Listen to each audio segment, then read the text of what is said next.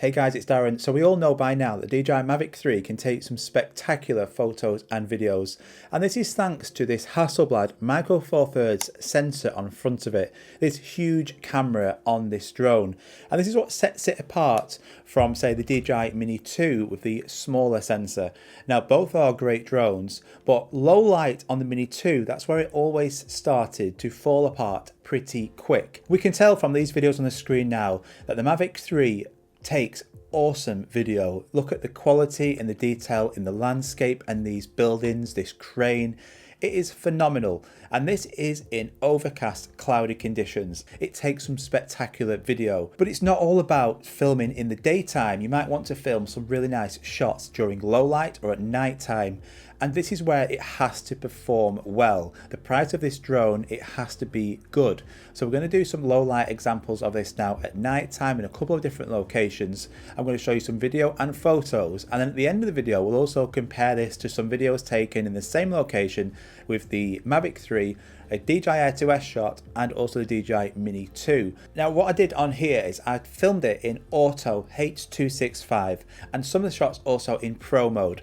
I did both because I wanted to show you just what it's like if you don't have much experience in pro mode settings, in understanding the different camera settings, and you just pick this drone up because you're a beginner or you just want to get into flying a drone and this is the one you want to buy because it's kind of like the best foldable drone out there by far. And this is what it looks like in auto. So you can see here that the picture quality is amazingly good. Just look at how nice it handles the colors. The colors are nice and vibrant. It's sharp. The blacks are nice and deep black.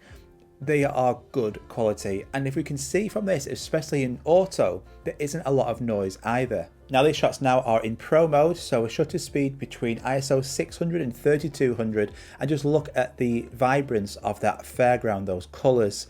It is super dark now and there's hardly any noise, and that picture is really sharp. Now let's not forget we also have the Explorer lens on here, but I wouldn't use it at night time. It's an f4.4, so at low light it's not going to be very good. And we can see here zoomed in, there's a lot of noise in that shot, so don't use that at low light. I mean, you could do for exploring, but I would just stick to the huge Micro Four Thirds sensor, 5.1K, use that, and you're going to get the best results. In this shot you can see the difference between using auto. The picture is super bright, so it's probably selected here an ISO of about 3200, and then in this shot I lower the ISO, so the ISO on here is ISO 600, so it's darker, but you can see everything is super sharp, really nice quality. So I'm sure you agree that those shots of Manchester look phenomenal, don't they? Really nice and vibrant, sharp.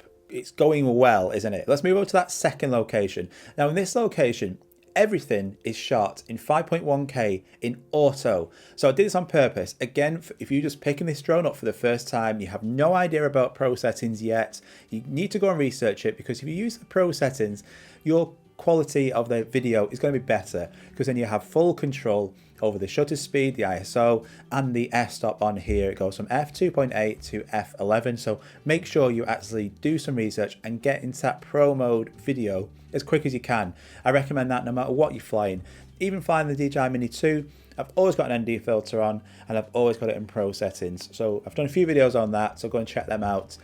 But yes, in Blackpool now, the next location, it's all auto in H.265 5.1K, and I think you'll be surprised just how good this is. Now as we're taking off here, Blackpool has never looked so good. The tower is nice and vibrant, we've got all the nice colours, the sky is super dark, there's hardly any noise in this shot, it's really good. We do see some noise as we're over the sea here at the sides of the pier, but it's forgivable. You're not going to notice that unless you are proper zooming in and looking for every single pixel there. This image, it's more than good enough. You could easily sell this to any documentary, to the BBC, to anybody, and say, I've got this footage here, would you like to use this?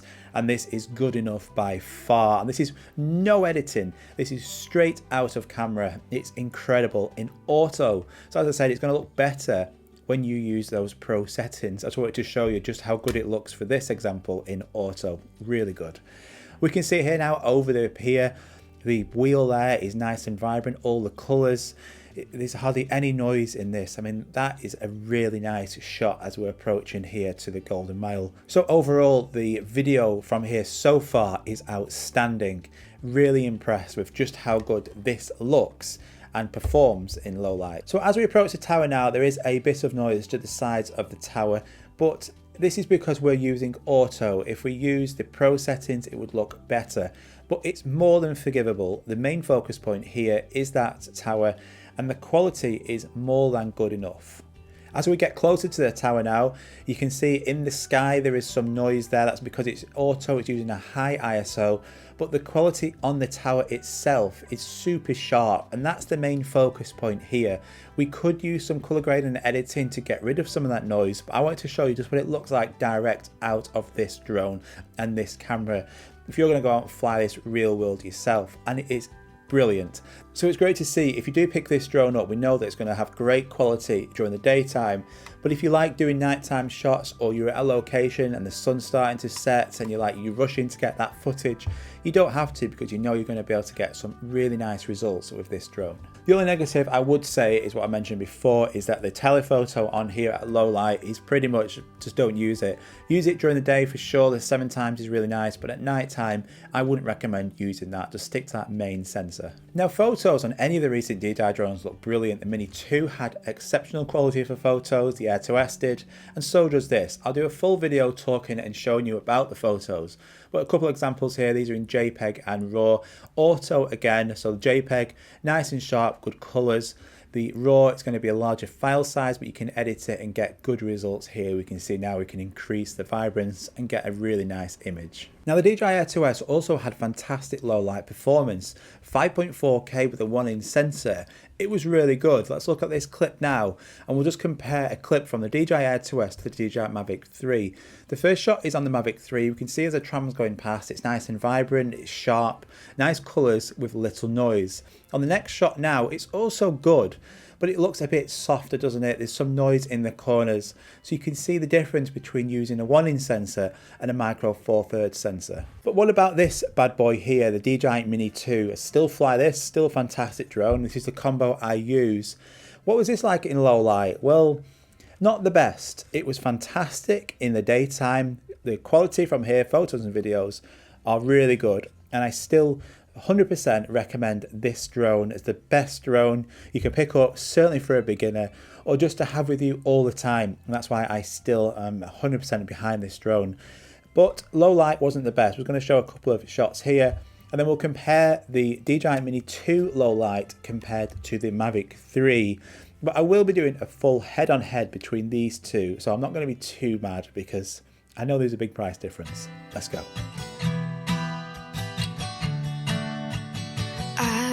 Chasing mountains I can't climb, holding out for heroes in the night. I find myself here in the dark. We learn to fight and learn who we are, but I am raised up to face the stars, full of light. And we are... So low light on here had to be good, and it was really good, wasn't it? Super sharp, vibrant images, little noise. That's what I wanted and what we got. And that was using auto. So using pro settings, it's going to be even better. Using D-Log and then editing it itself, it's going to be even better. But I wanted to show you in auto, just picking this up, getting it in the air and flying, letting the drone with them Hasselblad colors do all the donkey work for you, with no editing, no color grading, direct out of the drone. It's really good. And don't forget, everything you saw also had the YouTube compression as well.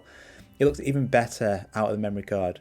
So we can take good videos and photos during daylight and at night time. So it's a phenomenal drone. So if you're new around here, a like and subscribe would be awesome, so you don't miss out on the latest tech videos coming really soon. Thanks so much for watching. If you enjoyed this, let me know in the comments down below what was your favourite bit, the favourite part. Were you impressed with this, or are you thinking it could be and should be better?